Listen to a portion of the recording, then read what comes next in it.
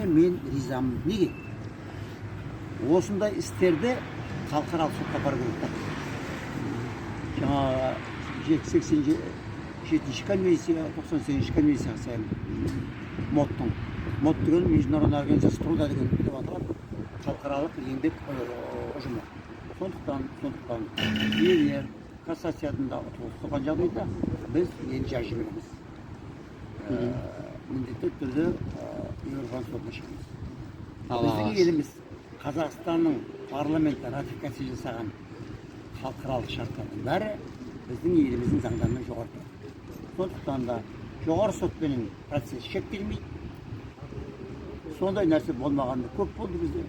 Сондықтан әсіресе еңбек дауын соған апарып, еңбек дауы, еңбек құқығы адамның басты, главный құқығы өмір сүру емес, еңбек дауы. Немесе еңбек етпейтін адам болмайды, бұл малдар еңбек етпейді, жәндіктер еңбек етпейді. Ендеше адамның негізгі құқығы ол еңбек ету құқығы.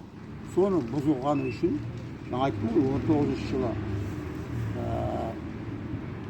Европарламенттің Еврорезолюциясы болған.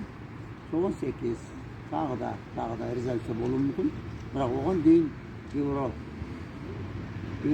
Еуропаның соттарының бірінен шығып, МОД-тың халықаралық шартының бұзылуын дәлелдеп,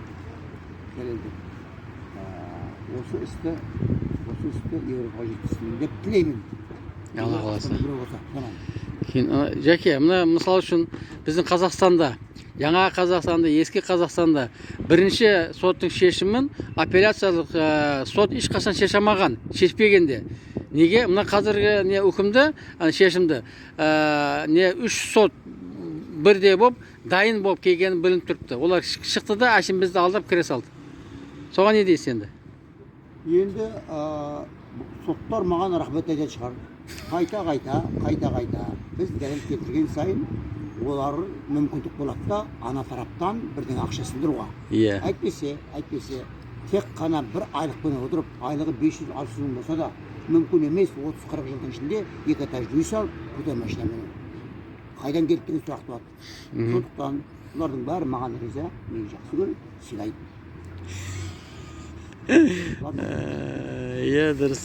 Сондықтан бұлар мына операция сатта 15 минутта өтіп кетпей, осы 1,5-2 ай солды ғой. Неге солды? Қайта темірлер мұнда деп отыр ғой. Не қыламыз? Кешеге берген аз болады деп айтады. Аз болады деп айтады. Сосын біз үшеуміз ғой деп айтады. Сондықтан соттардың бәрі маған риза екенін біледі. Мен де оларға ризамын. МОД-та, Еуропаның сотында жолыққан шығар. Алла қаласа. Болды.